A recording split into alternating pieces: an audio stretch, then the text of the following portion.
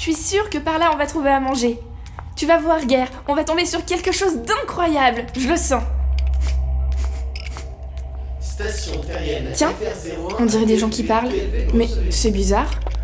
Station terrienne FR01 à PLV, PLV, me recevez-vous? Amplification de la fréquence. Alors c'est ça un poulpe? Station terrienne FR01 à PLV, PLV, me recevez-vous?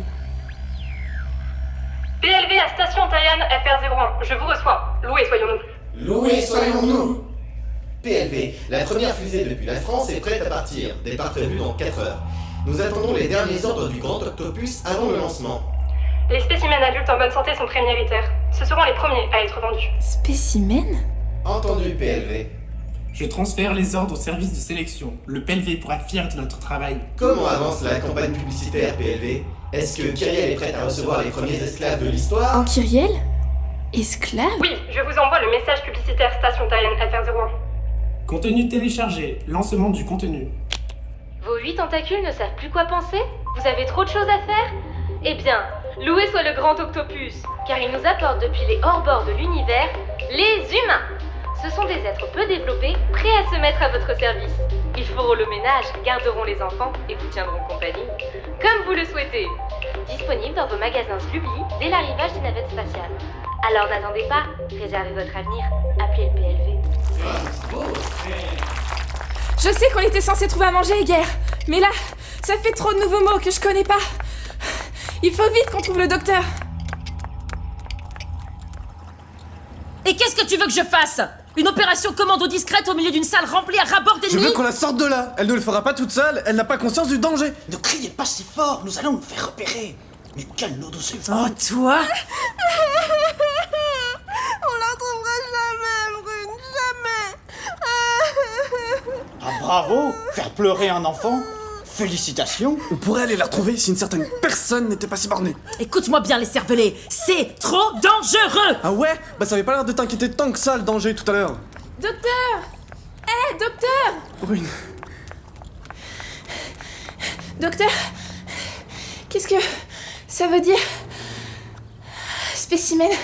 Et qu'est-ce que ça veut dire vendu? Et qu'est-ce que ça veut dire esclave? Esclave? Attendez, très cher.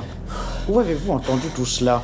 En haut d'un escalier, il y avait 2 poulpes qui communiquaient sur une radio à quelqu'un appelé le PLV.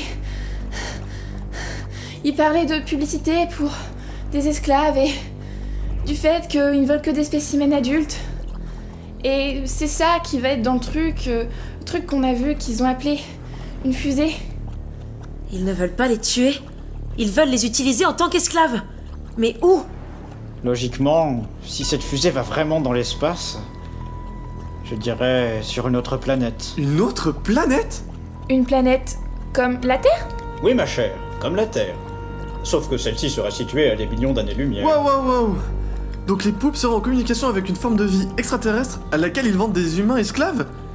Attendez, on nage en plein délire là.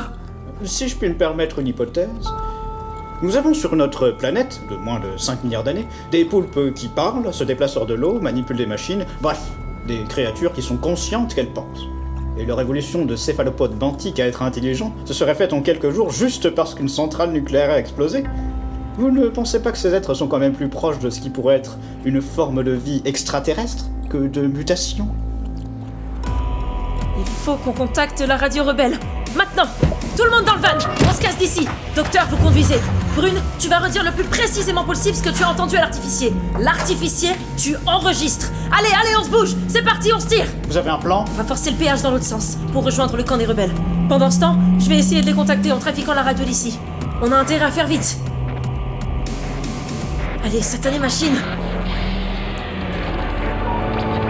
Suite à un accident nucléaire, les poulpes ont muté et sont devenus l'espèce dominante de la planète. Au début du XXIIIe siècle, les survivants humains se sont soumis aux poulpissimes, représentants du grand octopus. Seuls quelques résistants vivent sous la terre, loin des océans des poulpes et de la surface des humains poulpistes. Ventouse, épisode 5. Fréquence insoumise.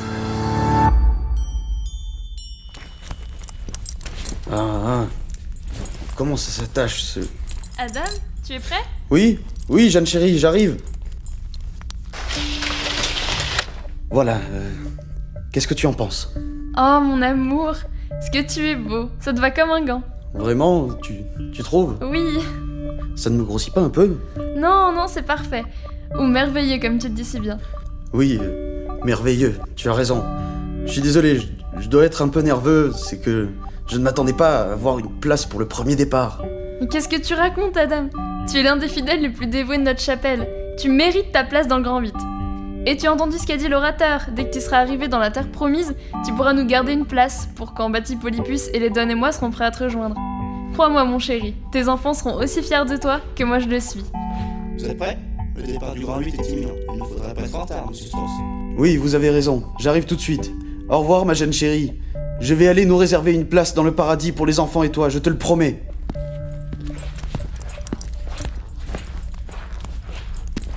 Je vous laisse aller jusqu'au bout du couloir, monsieur Strauss. Le Grand 8 vous attend. D'accord, merci. Calme-toi, Adam. Tout va bien. Après tout, ce n'est qu'un voyage dans l'espace, vers une destination inconnue. Oui, mais un voyage qui te mènera vers le bonheur éternel.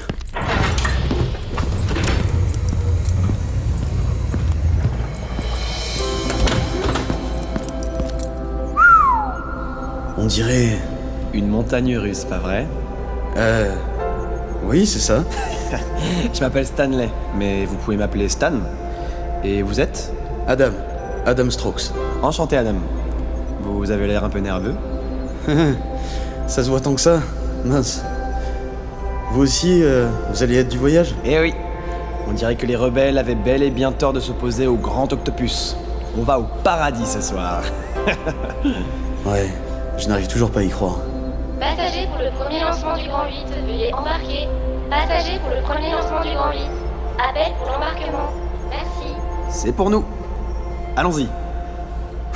Allez, c'est parti. Vous êtes sûr qu'on n'a pas été suivis? Cet accès ne doit pas être découvert. Personne ne nous a suivis. On a forcé le barrage pour sortir de la ville, pas pour rentrer. Ça doit être une grande première pour eux. À mon avis, ils ont toujours pas réagi. Bon. Déclinez identité et matricule de chaque personne, ainsi que l'objet de votre venue, s'il vous plaît. Danone Paltan, général de la 4e division, matricule 490. Je viens avec des informations cruciales sur les activités des Propoulpes. Je suis accompagné de l'artificier. Matricule... Artificier, soldat, matricule 414-27-62-012. Le docteur Docteur Alphonse van der Strootman. Voilà, docteur van der Schumann, civil. Charles, pas de nom de famille? Non, j'ai pas de nom de famille. Charles, civil.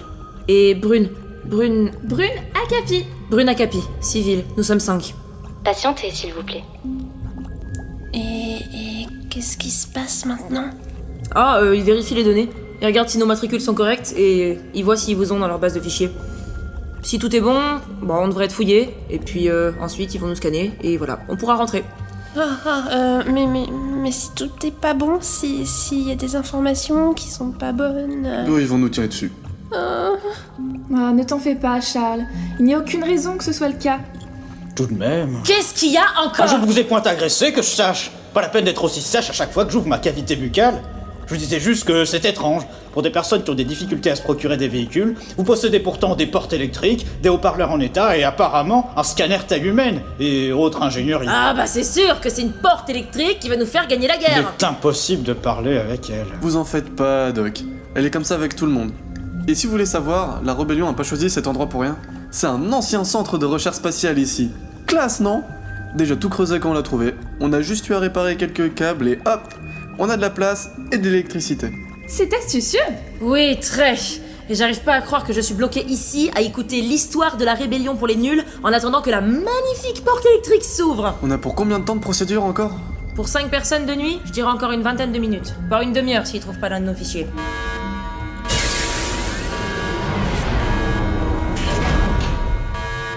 Général Danone, veuillez me suivre s'il vous plaît. Les civils doivent venir avec nous. Oh, on dirait qu'on va pas passer la fouille et le scan aujourd'hui. Les choses ont été un peu folles ici depuis que nous avons reçu votre message radio, Général. Ah oui, parce que vous l'avez reçu? Oui, Kitty l'a capté il y a une heure. Kitty Fraise est ici? Oui, c'est notre chef radio, elle est très compétente. Enfin, quand elle ne batifole pas. Et donc, qu'est-ce qu'on a mis en place pour empêcher la navette de décoller? Rien pour l'instant, mais l'amiral Blanc a convoqué une assemblée, vous êtes attendus dans l'urgence. Les autres généraux sont déjà là-bas, on a prévenu de votre arrivée. Qui aurait cru que notre chère amie avait autant d'importance ici? Tu rigoles? Danone, elle déchire. Elle est super respectée par toute son unité. Qui l'eût cru? Ça va, Charles? Tu parles plus beaucoup depuis qu'on est rentré. Enfin, encore moins que d'habitude, je veux dire. Oh, ça va. Voilà, c'est ici. Laissez-moi vous annoncer. La générale Danone est ici, colonel. C'est pas trop tôt, ça fait 20 minutes que l'amiral est arrivé. Brune? Brune, c'est bien toi? Ben! Mais qu'est-ce que tu fais ici? Ben? Je pourrais te poser la même question, mais on n'a pas le temps. La réunion va démarrer. Viens vite à l'intérieur. Mais c'est une réunion avec l'amiral et... Oui?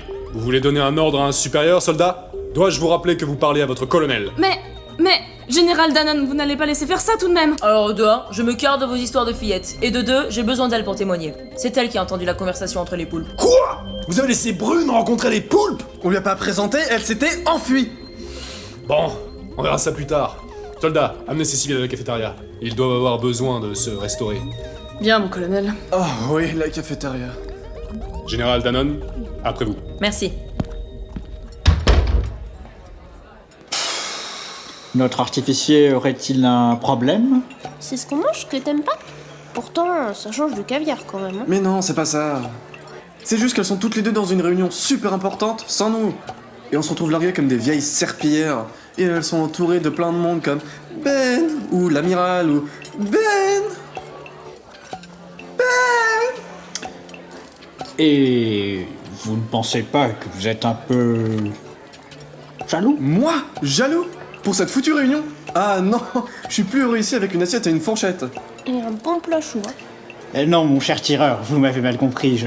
Je pense que vous avez des sentiments envers cette jeune et séduisante rouquine, et que vous aimeriez bien être à la place de...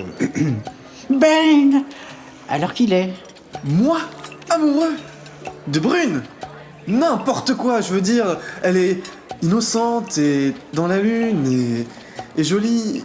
Et puis d'abord, c'est qui ce type? Il se pointe de nulle part et elle se jette dans ses bras, ça a pas de sens. Docteur, vous croyez pas vous que en fait Ben, c'est l'un des frères de Brune? Si, Charles, bien évidemment.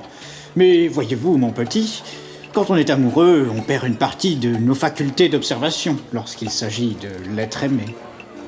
Excusez-moi de vous déranger, mais la réunion est finie, et la générale Paletan vous demande. Suivez-moi, s'il vous plaît. Allons bon, encore des déplacements? Allons-nous perdre la moitié de notre journée à marcher ici? En même temps, c'est pas comme si on avait autre chose à faire. Ah, et arrêter la domination poulpe, vous le faites quand? Eh bien, après avoir marché, quand vous aurez rejoint l'amiral dans la salle de réunion. Oui, pardon. Excusez-nous, nous vous suivons. Allons-y.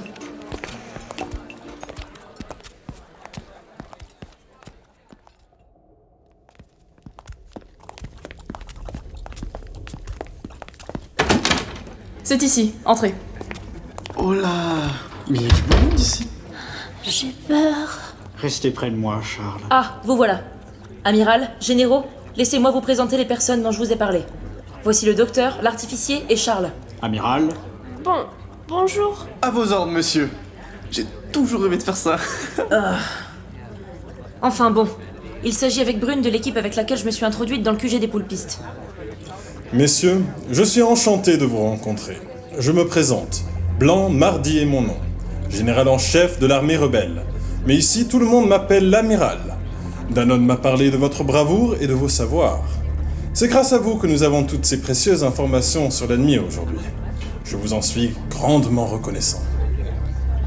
Mais Danone ne vous a pas fait venir uniquement pour que je vous remercie. Voyez-vous, je l'ai mise à la tête de la mission de secourisme qui va avoir lieu et elle vous veut dans son équipe. Une mission de secourisme? Mais pour qui? On est des camarades en danger? Non, soldat. Une équipe de secourisme pour les pauvres humains qui ont été envoyés dans l'espace. Vous, je suis pas sûr d'avoir envie de vous parler. Va bien falloir, soldat. Je suis le second supérieur attaché à cette mission. Et mon grand frère. Grand frère? Les amis, je vous présente Ben, mon 6e grand frère. Ça alors, quelle coïncidence. Enchanté. Brune m'a dit que vous étiez ses amis et qu'elle s'était beaucoup amusée avec vous. Ouais, je vous remercie pour ça. Grand frère. Au fait, pour ce que je viens de dire... Je t'avais dit que tu étais rigolo, hein, grand frère? En effet, je suis sûr que nous aurons le temps de faire connaissance plus tard. Pour l'heure, nous avons sans doute plus urgent à faire. C'est exact, colonel Akapi.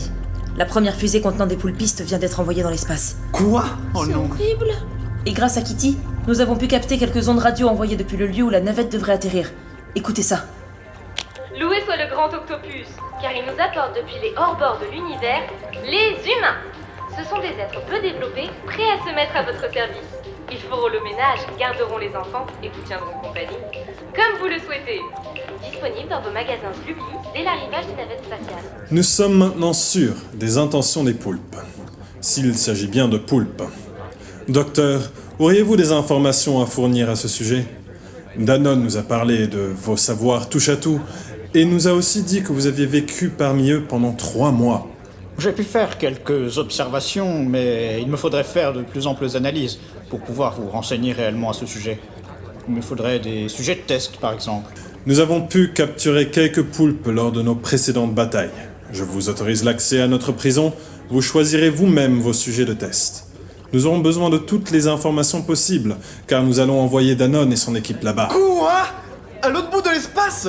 Dans un repère plein d'aliens ? Sur une autre planète, oui, on sait. Mais si personne n'y va pour changer les choses, on risque de perdre 75% de l'humanité au service de créatures qui pensent que nous sommes débiles.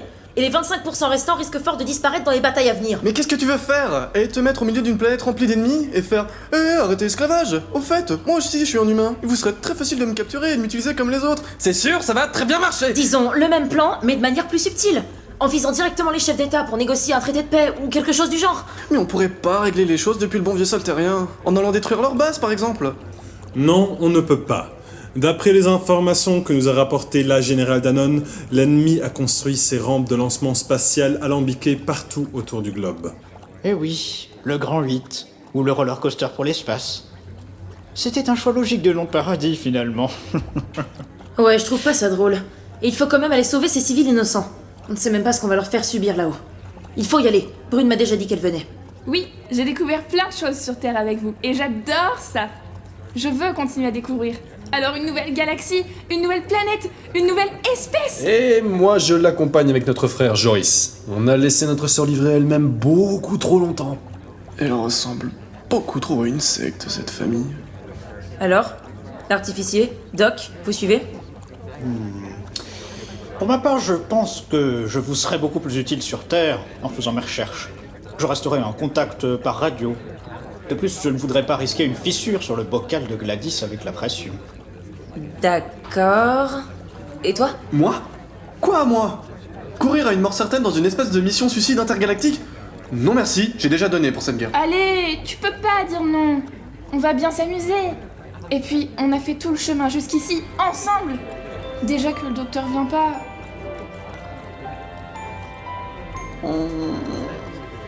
Bon, d'accord. Ouais, chouette. Super. Bon, je n'ai plus qu'à vous souhaiter... Et moi je veux venir, moi. Charles, t'as été très courageux ces 2 derniers jours, mais tu restes un enfant, et nous partons à l'autre bout de l'univers. J'apprécie ce que t'as fait pour la rébellion, mais il vaudrait mieux que tu restes ici. La rébellion va bien s'occuper de toi. Non, je veux venir. Il y a quelque chose que vous savez pas sur moi. De quoi tu parles ? Je voulais pas vous en parler plus tôt parce que je savais pas comment vous réagiriez quand je vous l'aurais dit, mais il y a des chances pour que quand on arrive là-bas, peu importe où ce sera, mais il y aura probablement ma famille, une partie de ma famille qui sera déjà. Mon petit, essayez-vous de nous dire que votre famille serait du côté des poulpistes ? Oui, enfin... pas vraiment, mais en quelque sorte. T'as préféré être seule plutôt que de rejoindre les poulpistes ? J'avais pas tellement le choix. J'avais peur. Je dois dire que je suis impressionnée, Charles. J'ai devant moi un garçon d'une 10aine d'années, plus courageux que l'un de mes soldats d'élite. Hé, te tourne pas vers moi. Je suis très courageux moi aussi. Je rentre d'une infiltration en ville ennemie, je te signale. Lui aussi, idiot. Oh Danone, on peut pas le laisser. Charles est avec nous depuis le début et je suis sûre qu'il pourra nous aider. Il l'a déjà fait. Jeune homme, te rends-tu compte que tu vas mettre ta vie en danger pour retrouver ta famille ? Oui, mais je veux le faire. Et si vous ne donnez pas l'autorisation de participer à la mission, je viendrai quand même. Je me mettrai dans la fusée avant qu'elle parte. Il me plaît celui-là. On dirait ma fille à son âge. Accordé, Charles. Plus jeune soldat que l'armée rebelle aura jamais vu. Tu es admis à bord. Maintenant, vous devriez tous aller vous reposer. Durant les jours qui suivent et pendant que nous préparons le matériel nécessaire à votre départ, vous allez être entraînés pour cette mission.